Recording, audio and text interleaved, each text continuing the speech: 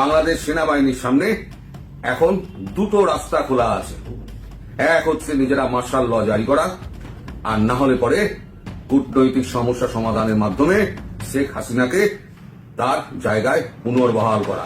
মোহাম্মদ ইউনূস সরকারের সঙ্গে সহযোগিতা না করতে দেশের সেনাবাহিনীর প্রতি আহ্বান জানালেন বাংলাদেশের সাবেক প্রধানমন্ত্রী শেখ হাসিনা। গ্রেপ্তার হতে যাচ্ছে সার্জিস আর হচ্ছে হাসনা, তারা 40 কোটি টাকা আত্মসাৎ করছে এবং মিরপুরের মতো একটা এলাকার ভিতরে ঢাকা শহরে তারা একটা অফিস দিছে, সেই অফিসে কোটি কোটি টাকা নাকি লেনদেন হয়। আগামী মাস থেকে রাজপথ দখলে রাখবে আওয়ামী লীগ। আমাদের প্রাণপ্রিয় নেত্রী জননেত্রী শেখ হাসিনাকে এই বাংলার মাটিতে ফিরিয়ে আনার জন্য ঐক্যবদ্ধভাবে আমরা সংগ্রাম শুরু করেছি। ক্ষমতার ভরকেন্দ্রে কে বা কারা, তাদের মধ্যে ক্ষমতার ভাগাভাগি চলছে। 5 আগস্ট গণ অভ্যুত্থানের পর যে 626 জনকে সেনানিবাসে আশ্রয় দেওয়া হয়েছে, তাদের মধ্যে এখনো পর্যন্ত একজন অবশিষ্ট রয়েছেন বিশেষ প্রয়োজনে। কে সেই ব্যক্তি? ডক্টর মোহাম্মদ ইউনূসের যে সরকার আছেন তারা কি আসলে চান যে শেখ হাসিনাকে দেশে এনে বিচার করা হবে? আসলে চায় না। আজকে আওয়ামী লীগের অফিসিয়াল ফেসবুক পেজ থেকে একটা চ্যালেঞ্জ দেওয়া হয়েছিল যে সরকার কিভাবে জনগণকে বোকা বানাচ্ছে। অবশেষে ইউটিউবার পিনাকি ভট্টাচার্য স্বীকার করলেন যে আসিফ নজরুল নির্দোষ। আইন উপদেষ্টা আসিফ নজরুল নির্দোষ, তিনি এটা তার ভিডিওতে স্বীকার করলেন। চলে আসা প্রধানমন্ত্রী শেখ হাসিনা তার দেশে ফেরা কেবল এখন সময়ের অপেক্ষা। আন্তর্জাতিক মহল থেকে যে চাপ সৃষ্টি করা হয়েছে তার একটা প্রমাণ আজকে বেরিয়ে গেছে বাংলাদেশেরই কাগজে, আমাদের কোনো কাগজে নয়, বাংলাদেশের কাগজে। সেখানে থেকে তারা যে রিপোর্টটা করেছে সেই রিপোর্ট থেকে পরিষ্কার যে বাংলাদেশ সেনাবাহিনীর সামনে এখন দুটো রাস্তা খোলা আছে। এক হচ্ছে নিজেরা মার্শাল ল জারি করা, আর না হলে পরে কূটনৈতিক সমস্যা সমাধানের মাধ্যমে শেখ হাসিনাকে তার জায়গায় পুনর্বহাল করা। কারণ শেখ হাসিনা যখন চলে আসেন তখন কিন্তু কোনো পদত্যাগপত্র দিয়ে আসেননি। রাষ্ট্রপতিও স্বীকার করেছেন, ডক্টর শাহাবুদ্দিন সাহেব তিনিও স্বীকার করেছেন যে শেখ হাসিনা তিনি কোনো পদত্যাগপত্র দিয়ে যাননি এবং তার কাছে এমন কোনো দালিলিক প্রমাণ এখনো পর্যন্ত নেই। উনি পরিষ্কার জানিয়ে দিয়েছিলেন। লিখেছে কালের কণ্ঠ, আন্তর্জাতিকভাবে সেনাবাহিনীর উপরে নিষেধাজ্ঞা এবং বাংলাদেশের রাজনৈতিক পরিস্থিতি ফিরছেন হাসিনা। পরিষ্কার লিখে দিয়েছেন, ফিরছেন হাসিনা। আজ 22শে ডিসেম্বর আন্তর্জাতিক আদালত থেকে বাংলাদেশ সেনাবাহিনীর নিকট একটি চিঠি এসেছে যা বাংলাদেশের শান্তি মিশনে অংশগ্রহণ নিয়ে বড় ধরনের সংকট সৃষ্টি করেছে বলে চিঠিতে উল্লেখ করা হয় যে যদি বাংলাদেশ 30 দিনের মধ্যে পরিস্থিতি নিয়ন্ত্রণে আনতে এবং অবৈধ সরকার উৎখাতের পদক্ষেপ না নেয় তাহলে জাতিসংঘ শান্তিরক্ষা বাহিনী পাঠানোর সিদ্ধান্ত নিতে পারে, মানে বাংলাদেশে শান্তিরক্ষা বাহিনী পাঠানোর সিদ্ধান্ত নিতে পারে। সেই সঙ্গে বাংলাদেশ সেনাবাহিনীকে শান্তি মিশনে অংশগ্রহণ থেকে চিরতরে বাদ দেওয়া হবে। আর শান্তি বাহিনীর যদি চাকরিটা চলে যায় তাহলে একেবারে মধুভাণ্ডটি একেবারে চলে যাবে। এই ঘোষণার পর সেনাবাহিনীর মধ্যে একটি অস্থিরতার সৃষ্টি হয়েছে। সেনাবাহিনী কি করবে, বাংলাদেশের ভবিষ্যৎ কি হবে, এই মুহূর্তে দেশের রাজনীতিতে ব্যাপক উত্তেজনার সৃষ্টি হয়েছে, বিশেষত সেনাবাহিনীর পদক্ষেপ নিয়ে। সেনাবাহিনীর পদক্ষেপ মার্শাল ল নাকি কূটনীতি, এই মুহূর্তে সেনাবাহিনীর মধ্যে বিশাল এক অস্থিরতা দেখা যাচ্ছে। তারা কি করবে? দেশের পরিস্থিতি যদি আরো বেগতিক হয় তাহলে সেনাবাহিনী কি মার্শাল ল বা সামরিক শাসন জারি করবে, নাকি সেনাবাহিনী কূটনীতির মাধ্যমে শেখ হাসিনাকে পুনরায় ক্ষমতায় আনতে সক্রিয় ভূমিকা নেবে? প্রশ্ন উঠছে সেনাবাহিনীর মধ্যে এই সংকটের সমাধান কিভাবে হবে। এখন প্রশ্ন হচ্ছে বাংলাদেশ কি একটি নতুন রাজনৈতিক সংকটের দিকে যাচ্ছে যেখানে সেনাবাহিনী গুরুত্বপূর্ণ ভূমিকা নিতে পারে, নাকি আন্তর্জাতিক চাপ এবং সেনাবাহিনীর দৃঢ়তার কারণে দেশের রাজনৈতিক পরিস্থিতি শিগগিরই স্থিতিশীল হবে? আজ ডিসেম্বর 22 তারিখ আন্তর্জাতিক আদালত থেকে বাংলাদেশ সেনাবাহিনীর নিকট একটি চিঠি আসে। চিঠিতে বাংলাদেশ সেনাবাহিনীকে শান্তি মিশনে যাওয়া নিয়ে নিষেধাজ্ঞা জারি এবং জারি করে আন্তর্জাতিক ট্রাইব্যুনাল। এই মুহূর্তে বাংলাদেশের মধ্যে হইচই শুরু হয়েছে। কি করবে এখন সেনাবাহিনী? মার্শাল লয়ের পথে বাংলাদেশ, নাকি সেনাকুয়ের মাধ্যমে শেখ হাসিনাকে পুনরায় ক্ষমতায় ফিরিয়ে আনবে সেনাবাহিনী? এদিকে শেখ হাসিনার ফিরে আসার সম্ভাবনা শতভাগ নিশ্চিত হয়েছে, তার বক্তব্য কঠোর হয়ে যাচ্ছে। নেতাকর্মীদের বিপ্লবের প্রস্তুতি নিতে বলেছেন তিনি। অর্থাৎ খেলা শুরু হয়ে গেল। বাংলাদেশে এখন চূড়ান্ত অস্থিরতা। বাংলাদেশে যে আভ্যন্তরীণ এখন জরুরি সরকার রয়েছে, উপদেষ্টা মন্ডলী যারা রয়েছে তারা এখন ছেড়ে দে মা কেঁদেবাচি অবস্থা। তারা ভাবছে এখন এই সমস্যা থেকে কি করে মুক্তি পাবো। শেখ হাসিনা যদি ফিরে গিয়ে প্রধানমন্ত্রী হয়ে বসে, এই যে উপদেষ্টা যারা আছেন তাদের তো পিঠের চামড়া থাকবে না, সব কটা পিঠের চামড়া হয়ে যাবে। ডক্টর ইউনূস তার যে কি হবে, তিনি এখন কোন দেশে আশ্রয় নেবেন, সে ব্যাপারে আশ্রয় পাবেন কিনা সে নিয়েও কিন্তু ঘোরতর সন্দেহ আছে। কারণ ভারত কি খেলছে সেখানে ডক্টর ইউনূস তো বুঝতে পারছেন না। ডক্টর ইউনূস অনুধাবন করবেন যখন তিনি বিভিন্ন বিমানবন্দরে ইমিগ্রেশনের কাছে ঘোরাফেরা করবেন, কোন ইমিগ্রেশন তাকে যখন ঠাঁই দেবে না, তাকে বাধ্য হয়ে বাংলাদেশে ফিরে আসতে হবে, তখন তিনি একেবারে শেখ হাসিনার সামনে হাত জড়ো করে সামনাসামনি দাঁড়িয়ে থাকবেন। আগামী মাস থেকে রাজপথ দখলে রাখবে আওয়ামী লীগ। আওয়ামী লীগ উত্তর দক্ষিণের যৌথ আয়োজনে বিক্ষোভ মিছিল ও সমাবেশে বিভিন্ন ইউনিট থেকে মিছিল নিয়ে সমবেত হয় নেতাকর্মী সমর্থকরা। আমাদের প্রাণপ্রিয় নেত্রী জননেত্রী শেখ হাসিনাকে এই বাংলার মাটিতে ফিরিয়ে আনার জন্য ঐক্যবদ্ধভাবে আমরা সংগ্রাম শুরু করেছি। আমাদের এক দফা শেখ হাসিনাকে ফিরিয়ে আনবো। আর সে 2025 সালকে কেন্দ্র করে দেশের রাজনীতিতে তৈরি হচ্ছে নতুন উত্তেজনা। আওয়ামী লীগ ঘোষণা দিয়েছে মহা সমাবেশের, যার মূল লক্ষ্য আগামী নির্বাচনে বিজয় সুনিশ্চিত করা। শেখ হাসিনাকে আবারও প্রধানমন্ত্রী হিসেবে দেখতে চায় দলটি। রাজপথ আমাদের দখলে থাকবে, নির্বাচন পর্যন্ত আমাদের দখলে রাজপথ থাকবে। আগামী 21 জানুয়ারি অনুষ্ঠিত হবে আওয়ামী লীগের এই মহাসমাবেশ। এই সমাবেশে থাকবে দেশের শীর্ষস্থানীয় নেতাকর্মীদের উপস্থিতি। এই বাংলাদেশে আবার আমাদের প্রিয় নেত্রী, খেটে খাওয়া মানুষের প্রিয় নেত্রী শেখ হাসিনাকে আবার আমরা সসম্মানে ফিরিয়ে আনবো। এদিকে দেশে ফিরবেন শেখ হাসিনা পুত্র সোহাজি পদের জয়, অংশ নেবেন নির্বাচনে, এমনই এক তথ্য রয়টার্সকে জানিয়েছেন তিনি। শেখ হাসিনা মরে যাননি, আমরা কোথাও যাইনি। বাংলাদেশ আওয়ামী লীগ ছাড়া গণতন্ত্র, নির্বাচন সম্ভব না। আমার জানার মতে প্রধানমন্ত্রী শেখ হাসিনা ভালো ছিল। আওয়ামী লীগ আসবে কিনা যায় না, কিন্তু শেখ হাসিনা আসুক এটা অবশ্যই চাই। হ্যাঁ, কারণ উনি মানুষের দুঃখটা বোঝে আর কি। সুপ্রিয় দর্শক, আওয়ামী লীগের বর্তমান অবস্থা আপনি কিভাবে দেখছেন অবশ্যই জানান কমেন্টে। ডক্টর মোহাম্মদ ইউনূসের যে সরকার আছেন তারা কি আসলে চান যে শেখ হাসিনাকে দেশে এনে বিচার করা হবে? আসলে চায় না। আজকে আওয়ামী লীগের অফিসিয়াল ফেসবুক পেজ থেকে একটা চ্যালেঞ্জ দেওয়া হয়েছিল যে সরকার কিভাবে জনগণকে বোকা বানাচ্ছে। তা আমি ভাবছি যে না, এটা হয়তো আওয়ামী লীগ বলার জন্য বলছে, কিন্তু পরে দেখি যে ভাই ঘটনা তো সত্য। আমরা কেন মনে করবো না যে সরকারের যারা এই মুহূর্তে দায়িত্বশীল আছেন আপনারা জনগণকে বোকা বানাচ্ছেন। গেল কয়েকদিন আগে থেকে আমরা জানি যে শেখ হাসিনার বিরুদ্ধে রেড অ্যালার্ট জারি করা হয়েছে, ইন্টারপোলের কাছে নোটিশ পাঠানো হয়েছে শেখ হাসিনাকে ধরে বাংলাদেশে নিয়ে আসার জন্য, আন্তর্জাতিক পুলিশের সহযোগিতা চাওয়া হয়েছে। কিন্তু আজকে আপনি দেখেন এই ঘটনাটা কতটুকু মানে আমাদের যিনি একজন প্রধান দায়িত্বশীল ব্যক্তি আছেন তিনি কতটুকু উল্টাপাল্টা বক্তব্য দিয়েছেন। আপনার শেখ হাসিনাকে ধরতে আন্তর্জাতিক পুলিশ সংস্থা ইন্টারপোল রেড অ্যালার্ট জারি করেছে। এই কথা কে বলেছিল? আন্তর্জাতিক অপরাধ ট্রাইব্যুনালের চিফ প্রসিকিউটর মোহাম্মদ তাজুল ইসলাম সাহেব। তো আজকে দুপুরে সাংবাদিকদের এই তথ্য জানানোর আধা ঘন্টার মধ্যে তিনি তার বক্তব্য থেকে সরে এসেছেন। এর আগে আমরা শুনছিলাম পুলিশের পক্ষ থেকে যে শেখ হাসিনার বিরুদ্ধে ইন্টারপোলকে চিঠি পাঠানো হয়েছে। এখন আমাদের প্রসিকিউটর কি বলছে দেখেন। চিফ প্রসিকিউটর প্রথমে কয়েকজন সাংবাদিকদের বলছিলেন যে ইন্টারপোলে অলরেডি একটা রেড নোটিশ জারি হয়ে গেছে। তখন এক সাংবাদিক জানতে চাইছে যে কবে জারি হয়েছে। তাজুল ইসলাম বলেন, যখন আমরা আবেদন করেছিলাম তারপরই ইমার্জেন্সি এটা জারি হয়ে আছে। এটা তো আসলে বাইরে বলার বিষয় না। তখন সাংবাদিকরা একটা চ্যালেঞ্জ করে দিয়েছে আওয়ামী লীগের ওই মেসেজটার মাধ্যমে যে এটা আপনারা যে ইন্টারপোলের এনসিবির যে ওয়েবসাইট আছে সেই ওয়েবসাইটে আপনারা কি এটা দেখছেন যে রেড অ্যালার্টটা জারি হয়েছে?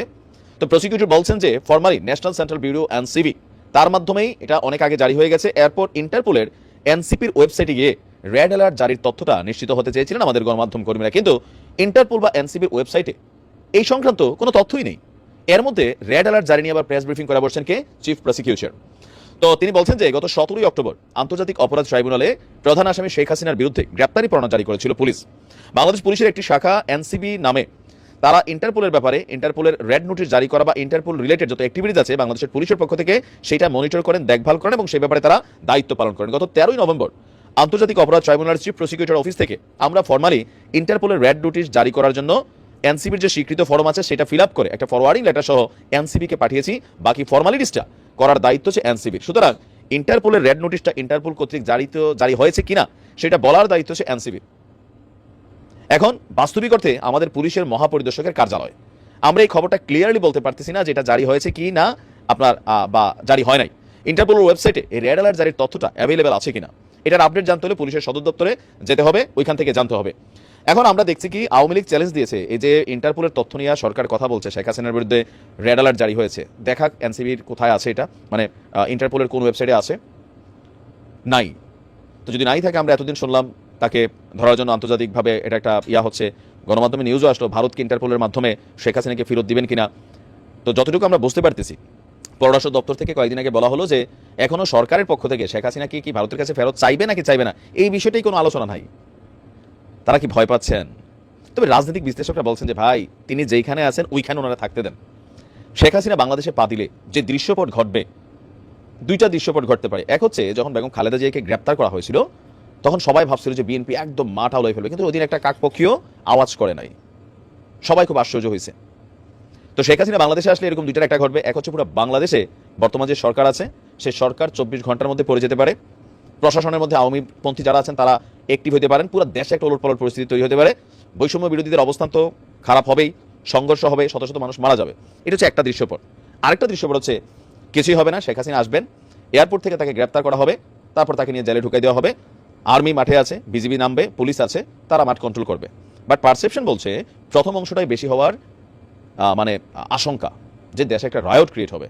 সম্ভবত এই সকল জিনিসগুলোকে মাথায় রেখেই জনগণকে সান্ত্বনা দেওয়ার জন্য হোক, অন্যদেরকে বলার জন্য বলা হোক, এই ইন্টারপোলের মাধ্যমে শেখ হাসিনাকে ধরার জন্য যে রেড অ্যালার্ট জারির কথা বলা হয়েছে ওইটা বাস্তবিক অর্থে এটাই, এর বাহিরে সম্ভবত আর কিছু না। কারণ আমাদের চিফ প্রসিকিউটর তিনিই জানেন না তো আসলে কতটুকু সমন্বয়হীনতা আছে।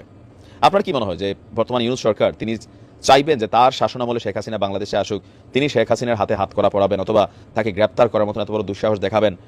সরকারের এই সাহস আছে নাকি আসলে আছে যে আমরা করতে পারি দেখাই দিবে? এরকম বলে কিন্তু যে শেখ হাসিনা দেশে এসে তার ফাঁসি হবে, সার্জিস্ট এরকম বলে। এটা কি কতটুকু পসিবল দেখা যাক আসলে। তবে আমার মনে হয় যে সরকারের পক্ষ থেকে যারা দায়িত্বশীল ব্যক্তিরা আছেন বক্তব্য দেওয়ার আগে ভালোভাবে ভেবেচিন্তে দিতে হবে। ক্ষমতার ভরকেন্দ্রে কে বা কারা? তাদের মধ্যে ক্ষমতার ভাগাভাগি চলছে। 5 আগস্ট গণ অভ্যুত্থানের পর যে 626 জনকে সেনানিবাসে আশ্রয় দেওয়া হয়েছিল তাদের মধ্যে এখনো পর্যন্ত একজন অবশিষ্ট রয়েছেন বিশেষ প্রয়োজনে। কে সেই ব্যক্তি? ওয়ান লিগের সরকারের সময় যে 2008 সালের নির্বাচন, সেই নির্বাচনকে আমরা অনেকেই বলি আদর্শের মানদণ্ডে অনেক অপেক্ষাকৃত অনেক ভালো নির্বাচন, কিন্তু বিহাইন্ড দ্য স্ক্রিন, পর্দার আড়ালে এই নির্বাচনকে সামনে রেখে যে একটা গোপন সমঝোতা হয়েছিল, গোপন চুক্তি হয়েছিল, কি সেই চুক্তি? যেখানে খালেদা জিয়া নির্বাচনে যেতে চাচ্ছিলেন না, জামাত নেতা মুজাহিদি তিনি খালেদা জিয়াকে অনেক ভুলভাল বুঝিয়ে নির্বাচনে যেতে বাধ্য করেছিলেন, তারপর তাদের পরিণতি কি হয়েছিল? এরকম অনেক প্রশ্নের উত্তর উঠে এসেছে।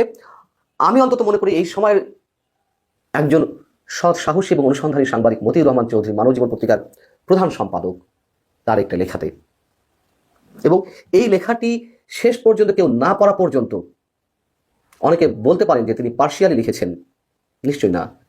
এবং শেখ হাসিনা সম্পর্কে যে কথাগুলো বলা হয়েছে আওয়ামী লীগের অনেক নেতাকর্মী হয়তো তার সঙ্গে একমত হবেন না। বিষয় হচ্ছে যে কোন কথা কার পক্ষে গেল কিংবা বিপক্ষে গেল একজন সাংবাদিক সেই হিসেবে লেখেন না, তিনি লেখেন সমাজ এবং রাষ্ট্রের কল্যাণের কথা বিবেচনা নিয়ে। আমরা আলোচনার স্বার্থে তার লেখার অংশ বিশেষ একটু আপনাদের সামনে তুলে ধরতে চাই। অসাধারণ লেখা এবং অনেক প্রশ্ন উত্তরের মধ্যে রয়েছে।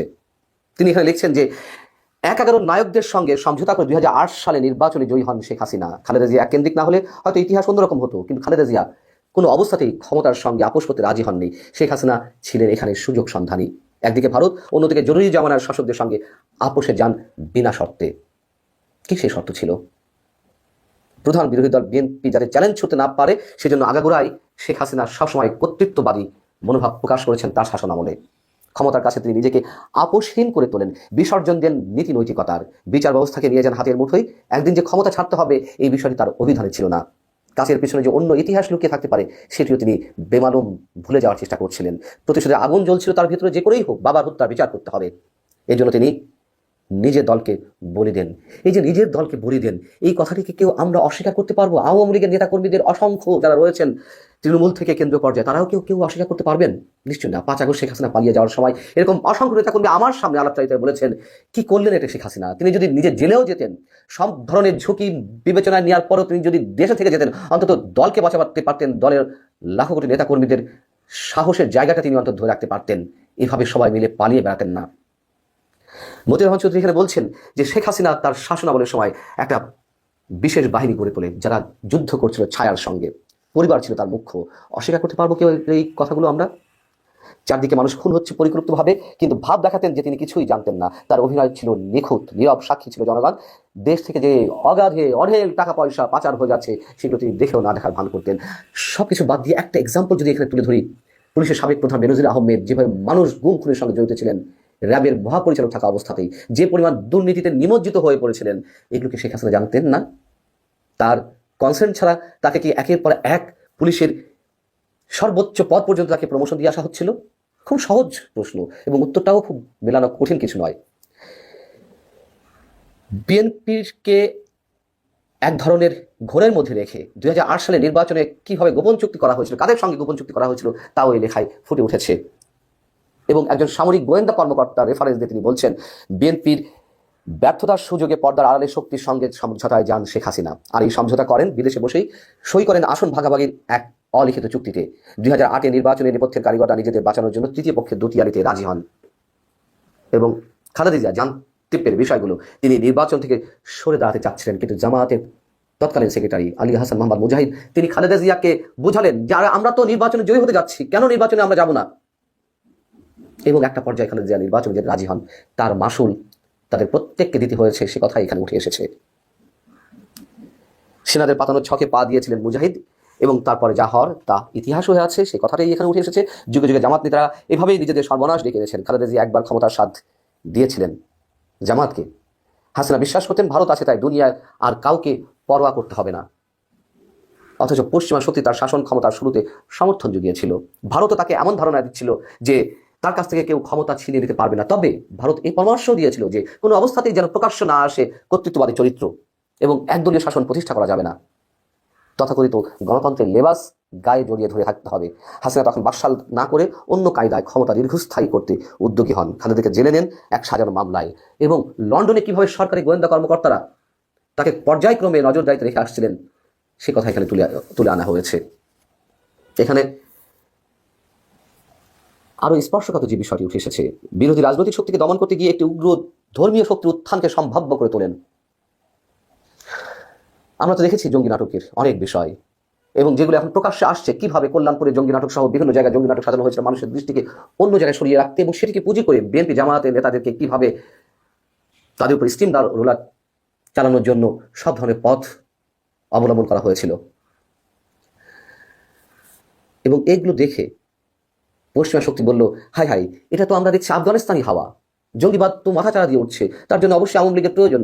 এমন একটা রব যাতে উঠে সেই ব্যবস্থায় শেখ হাসিনা করে যাচ্ছিলেন। এবং এখানে মতিউর রহমান চৌধুরী বলছেন, রাস্তাঘাট, ব্যবসা প্রতিষ্ঠান এবং বিশ্ববিদ্যালয়, কলেজগুলোর দিকে তার নজর দিলেই আলামত দেখতে পাবেন। গণতন্ত্রহীন দেশে এমনটাই হয়ে থাকে। বিপ্লবের পর মিশর সহ পৃথিবীর বিভিন্ন রাষ্ট্রে এমনটা দেখা গেছে। উদার গণতান্ত্রিক শক্তি এর কোনো ফায়দা নিতে পারেনি। বলা হচ্ছে 5 আগস্ট গণ অভ্যুত্থানের কথা এবং 5 আগস্ট গণ অভ্যুত্থানের পরে ক্ষমতায় না গিয়েও অনেকে দৃশ্যপটে রয়েছেন। আমরা তো জানি যে তারা ক্ষমতার আস্বাদ লাভ করছেন। এখানে জামায়াতের কথা স্পষ্টভাবে ইঙ্গিত করা হচ্ছে এবং মৌলবাদী শক্তির বিশেষ বিশেষ সময়ে বিশেষ ধরনের আস্ফলন আমরা দেখতে পাচ্ছি। তাহলে ক্ষমতাটা আসলে কাদের হাতে? এবং এখানে বলা হচ্ছে যে এর পরিণতিতে কি হয়েছে, শেখ হাসিনাও নেই, বঙ্গবন্ধুও নেই। অস্বীকার করতে পারি আমরা বঙ্গবন্ধুকে ইতিহাসের পাতা থেকে মুছে ফেলার যে অনবদ্য চেষ্টা চলছে, হয়তো সেটি কখনো সফল হবে না। কিন্তু 32 নম্বরে ধানমন্ডি 32 নম্বরে যে বাতি জ্বালানোর কেউ নেই, এটা হচ্ছে চরম বাস্তবতা। শেখ হাসিনা কি করেছেন, কি করলেন? এখানে বলা হচ্ছে যে তাহলে সামনে আসলে কোন বাংলাদেশ অপেক্ষা করছে? ভালো কিছু যে না, তা দিবালোকের মতো স্পষ্ট, অবশ্যই স্পষ্ট, অবশ্যই ভয়ঙ্কর সেই দৃশ্যপট আমাদের সামনে যা আসতে যাচ্ছে। হাসিনা জেনে শুনে দেশকে এরকম বিপদের মুখে ঠেলে দিয়েছিলেন। এবং এখানে বলা হচ্ছে যে, আমি আরেকটি কথা বলে রাখি, তবে এখানে একটি বিষয় উল্লেখ করা হয়নি যে বিএনপি জামাত জোট সরকারের সময় যে জঙ্গিবাদী উত্থান ঘটেছিল শায়েখ আব্দুর রহমান কিংবা বাংলা ভাইদের, সেই প্রসঙ্গটি আসা উচিত ছিল। এটি মতিউর রহমান চৌধুরী ইচ্ছাকৃতভাবে অ্যাভয়েড করেছেন নাকি এখানে তিনি অপ্রাসঙ্গিক মনে করেছেন আমি জানি না। তবে জঙ্গিবাদ তো সত্যি সত্যিই সৃষ্টি হয়েছিল একটা সময়। এবং সর্বশেষ শেষে বলা হচ্ছে যে এই মুহূর্তে বাংলাদেশের ক্ষমতার ভাগাভাগি চলছে। একদিকে ডক্টর মোহাম্মদ ইউনূস, অন্যদিকে জেনারেল ওয়াকারুজ্জামান। ক্ষমতার 2 কেন্দ্রের সঙ্গে কথা বলে বিক্রম মিসরি ভারসাম্যের কূটনীতি বজায় রাখার পরামর্শ দিয়ে গেছেন। এই যখন অবস্থা, তখন সর্বশেষ তিনি আরেকটি প্রশ্ন উত্থাপন করেছেন এবং অবশ্যই তার বিভিন্ন তথ্যের সাথে আমি যথেষ্ট আস্থাশীল, শ্রদ্ধাশীল। তিনি বলেছেন, প্রথমে যে 626 জনের কথা বলছিলাম, তাদের মধ্যে সেনানিবাসে এখনো পর্যন্ত একজন রয়ে গেছেন। কি উদ্দেশ্যে রয়ে গেছেন? তার নিজ প্রয়োজনে নাকি তাকে নিয়ে অন্য কোনো খেলা অন্য কেউ খেলতে পারে বা বিশেষ উদ্দেশ্যে? বন্ধুরা, আওয়ামী লীগের শেখ হাসিনা তিনি 100-র ভিতরে 100% ফিরে আসবে বাংলাদেশে পুরানো রূপে। আসুন আপনাদেরকে আমি বিশেষ একটা ভিডিও দেখাই। এই ভিডিওর আগার ইঙ্গিতে এবং কথার লজিকে সবকিছুই আপনাদের সম্পূর্ণভাবে মনে করেন পরিষ্কার হয়ে যাবে আশা করি। চলুন তাহলে শুরু করি। যে আমাদেরকে কেউ মাঠে আমাদের সাথে কেউ ছিল না। আমাকে যেটা বললো যে আপনি যেরকম স্যার 4 তারিখে বললেন আপনার সোলজারদের do not fire and do not go against your people, এইরকম আমাদের বলার কেউই ছিল না। আমরা এক ধরনের মানে আমি বললাম যে আপনাদেরকে দানব বানানো হয়েছিল। দানব থেকে এখন মানবীয় পুলিশ হওয়ার চেষ্টা করুন, ইনশাআল্লাহ আইল ট্রাই লেভেল মাই লেভেল। কিন্তু এটা কিন্তু খুব বড় চ্যালেঞ্জ ছিল। সেকেন্ড চ্যালেঞ্জ ছিল আপনার বিজেপি। আপনি নিশ্চয়ই জানেন আমি বিজেপিকে একটি কথা বলছি যে 15 বছর অনেক পিঠ দেখিয়েছ, ফেলানির লাশ ঝুলেছিল, তোমরা ফ্ল্যাগ মিটিং করতে গিয়েছো, নাও ফরগেট ইট, অনেক হয়েছে, এখন পিঠ দেখাবার সময় নয়। এখন ইউ রিপ্লাই, তারা যদি তোমাকে একটা গুলি মারে, তোমার হাতে গুলি আছে, তোমার হাতে রাইফেল আছে, it's not for killing people, it's to protect the border. এবং একটা মারলে দুটো মারো, হ্যাঁ না, এক্স্যাক্টলি আপনি এখন রেকর্ড খুঁজে পাবেন। এবং ঠিক তার পরের দিন বিজেপি অন্য একটা রূপে বর্ডারে ছিল, সেই থেকে এখনো তারা ওইরকমই আছে। তো এই চ্যালেঞ্জগুলো ছিল, আরো চ্যালেঞ্জ ছিল, অনেক চ্যালেঞ্জ ছিল, অনেকগুলো তাদের দাবি দেওয়া ছিল এসএস বলছে আস্তে আস্তে ইনশাল্লাহ আমি এগুলো করবো, ইউনিফর্ম বদলাই দিব। আপনার পুলিশ কমিশন ওরা চাইছে ডেফিনেটলি পুলিশ কমিশন হবে। তারা শুধু এটুকু বললো আমরা কোনো পলিটিশিয়ানদের নিচে আর চাকরি করতে চাই না, আমাদের একটা কমিশন হবে, হ্যাঁ, ওনাদের কাছ থেকে আমরা অর্ডার নেবো, ওনারা আমাদের লুক আফটার করবে, ওনারা আমাদের বিচার করবে।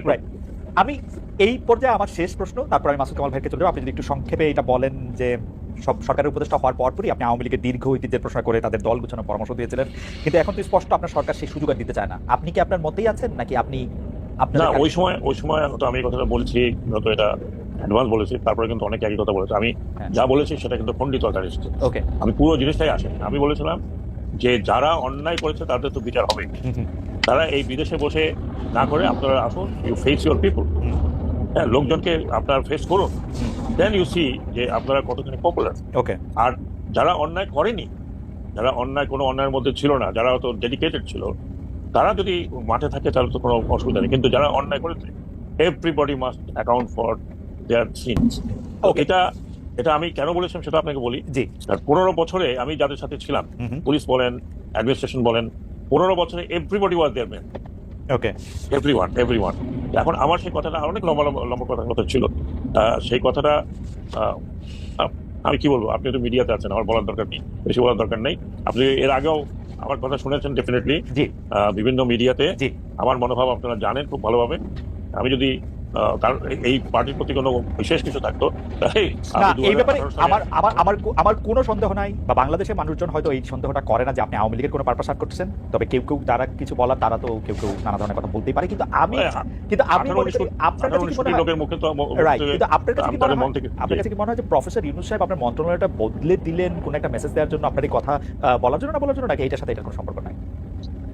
না, আমি তো যতটুকু মানে কাছ থেকে শুনেছি, আমার বিরুদ্ধে বিএনপির ছাত্ররা নেমেছিল, বিশেষ করে উইদাউট আন্ডারস্ট্যান্ডিং। ওকে, হয়তো অনেকে শুনেই নেই আমি, সেইটাই হয় আর বেশিরভাগ সময়। Anyway I forgotten that. ঠিক আছে, কারোর বিরুদ্ধে কোনো অভিযোগ নেই। আমার মনে হয় যে মানে আওয়ামী লীগের সাথে আপনাকে যদি সংযুক্ত করার কারো এরকম উর্বর চিন্তা যাদের আসে, সেটা তাদেরই দায়িত্ব, তাদের এটা। আর মহিউদ্দিন, আমি আপনাকে একটা কথা বলি, জি, একটা জাস্ট ফর ইওর ইয়ে, আপনি আমাকে 2018 সালের নির্বাচনের আগে বিভিন্ন জায়গা থেকে বলেছে যে আপনি নমিনেশন নিলে আপনি একটা পর্যায়ে চলে যাবেন, ইনক্লুডিং আমাদের একটা সংস্থা। আমি সাথে বলেছিলাম যে আমার পলিটিক্যাল কোনো অ্যাম্বিশন নাই, I can do party politics, I will never do it. General Sakhawat, আমি সেই সময় দেশে ছিলাম, আমিও দর্শকদেরকে সাক্ষ্য দিতে যেরকম একটা আলোচনা ছিল, এবং আমি এটা আমি একটু জনাব মাসুদ কামালের কাছে যেতে চাই। জনাব মাসুদ কামাল, আপনাকে শোনার জন্য আসলে আমাদের দর্শকরা অনেকেই ব্যস্ত এবং বেকুল আছেন, কিন্তু আমি একটা প্রশ্ন করতে চাই যে আপনি কি ডক্টর মোহাম্মদ ইউনূস এবং তার উপদেষ্টা পরিষদের উপর রেগে আছেন?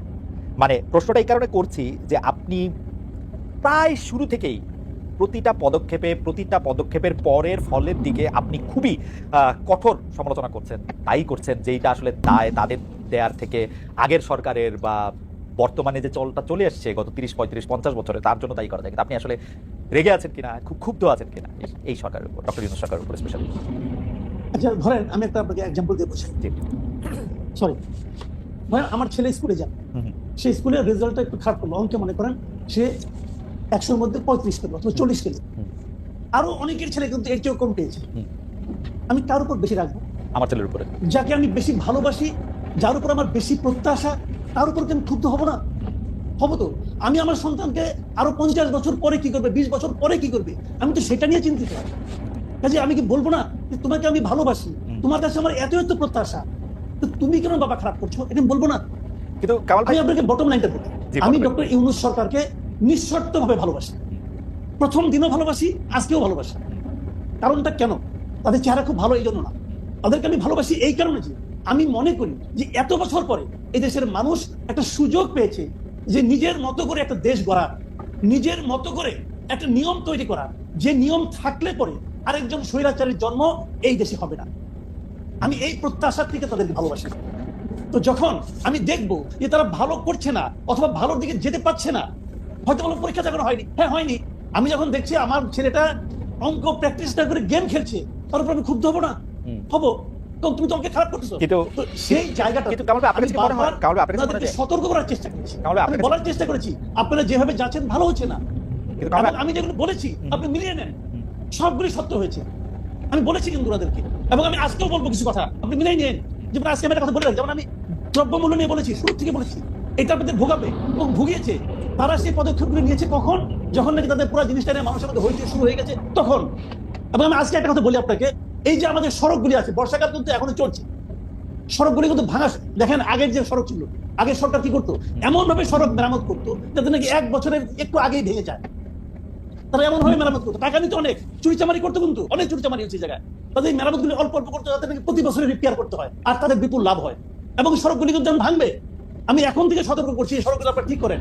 দেখবেন যদি ঠিক না করে আর 3 থেকে 4 মাস আপনি হাইওয়েতে চলতে পারবেন না। এখন এটা আমি বলবো না। কামাল ভাই, সড়কের ব্যাপারটা আসার আগে আমি একটু দ্রব্যমূল্য নিয়ে কথা বলি। আপনি দীর্ঘকাল গণমাধ্যমের শীর্ষ পদে কাজ করেছেন, এখনো কাজ করছেন নানা রকম ভাবে। আমি দ্রব্যমূল্যের ব্যাপারটা ফর শিওর জানি। আপনি যখন বলবেন যে দ্রব্যমূল্য বাড়ছে বা দ্রব্যমূল্য নিয়ে আপনি কথা বলবেন, এটা আরেক ধাপ বাড়ে। আপনি তো খুব ভালো করে জানতেন যে জানেন যে দ্রব্যমূল্য বাড়া বা এটা নিয়ন্ত্রণের বাইরে চলে যাওয়া সেটা সাময়িক, সেটা কিছু সময়ের জন্য মানুষের অতি মুনাফার কারণ, সরকারের দায় সেখানে অনেক কম। কিন্তু আপনি সবচেয়ে বেশি দ্রব্যমূল্যটা নিয়ে যদি বলি, আপনি সরকারকে এত বেশি ব্যর্থ কেন, বা সরকারের ব্যর্থতাটা কেন আপনি এত বেশি দেখেছেন? আচ্ছা, দ্রব্যমূল্য বাড়লে আমি কার ব্যর্থতা বলবো? এটা তো দ্রব্যমূল্য পাল্টা প্রশ্ন, এটা আমার ব্যর্থতা আর আপনার ব্যর্থতা? এটা কার ব্যর্থতা? বাজার তো চাহিদা, দ্রব্যমূল্য বাড়লে এটা কার ব্যর্থতা? দ্রব্যমূল্য বেড়ে গেল, বেড়ে গেল কি কারণে বাড়লো সেগুলি না হয় আপনি যদি খুব শার্প হন, আমি যদি খুব শার্প হই, আমি যদি খুব কানেক্টেড থাকি, আমি হয়তো আইডেন্টিফাই করতে পারবো যে ওর কারণে বাড়ছে। এর চেয়ে বেশি কিছু করার ক্ষমতা আমার আছে? এটা কার করতে হবে? সরকারকে করতে হবে। সরকার যখন একজন যে চেয়ার দেখেন, এই ব্রিগেডিয়ার সাখা হোসেন, উনি এখন যে একটা জায়গায় চেয়ারে বসেছেন, এর আগে কিন্তু ওখানে ছিলেন না। যখন উনি না ছিলেন তখন ওনার কাছে কি গভর্নমেন্ট যে অ্যাপারেটাস গুলো ছিল না, তখন উনি হাজার বললেও কিছু হতো না। কিন্তু যেই মাত্র উনি চেয়ারে বসলেন তখন কিন্তু সরকারের সমস্ত ইনস্ট্রুমেন্ট গুলো ওনার হাতিয়ার পরিণত হলো। এখন ওনার দায়িত্বটা কি? হাতিয়ার গুলো জায়গা মতো ব্যবহার করা। যদি ব্যবহার কেউ না করে আর যদি বলে যে আমি লিগেসি নিয়ে আসতেছি, আওয়ামী লীগ আমলে হয়েছিল, আমি কি করবো, তাহলে বুঝতে হবে কি যে উনি ওই হাতিয়ারগুলো হয়তো দেখতে পাননি অথবা ওই হাতিয়ারগুলো ব্যবহার করতে জানেন না। কারণ একটা প্রশ্ন শুধু করি যে এই সরকার যে হাতিয়ারগুলি পেয়েছে, আমরা যদি তাদেরকে আমলাতন্ত্র বা যারা এক্সিকিউশনে তাদেরকে বলি, তাদের যে কাজ করার ক্ষেত্রে যে রেগুলার নিয়ম কানুন, সেটা আওয়ামী লীগ সরকারের সাথে দুর্নীতি দিয়েই হোক আর অন্য কোনো বোঝাপড়া দিয়েই হোক, এটা একটা সিস্টেম তারা দাঁড় করা ছিল। এখন এই সরকার আইসা তো সেই হাতিয়ারগুলি ব্যবহার করতেছে, যেটা নানাভাবে দুর্নীতির মরিচা পড়া, অন্যায়ের ঝামা দিয়ে হোতা হয়ে যাওয়া, সেগুলি তারা কিভাবে আর ব্যবহার করবে? মানে আমি জানতে চাচ্ছি আসলে, মানে এটা আমি আপনাকে বলি সেগুলি তারা ব্যবহার করছে কেন? তাদের কি সেগুলি কি ব্যবহার করার জন্য আমরা তাদের হাতে পায়ে ধরছিলাম যে ভাই আপনি এই আমলাকে নিয়ে এই কাজ করেন? বলছিলাম কেন ওনারা ওই আমলাকে নিয়ে কাজ করছেন? কেন ওনারা ওই সচিবকে নিয়ে কাজ করছেন? আমি একটা কথা আপনাকে বলি, শুনেন। 4 অগাস্ট মানে 12টা 1টা 2টা বন্ধ হয় না এই পর্যন্ত বাংলাদেশের কোনো একজন সচিব শারীরিকভাবে, মানসিকভাবে, আর্থিকভাবে অথবা আধ্যাত্মিকভাবে শেখ হাসিনা পতন চেয়েছিল? চাইনি।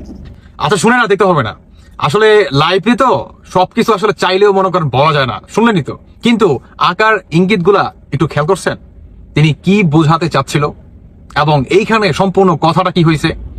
আমি আর আসলে লং করবো না দর্শক বন্ধুরা, বাকিটা আপনাদের ব্যক্তিগত মতামত অবশ্যই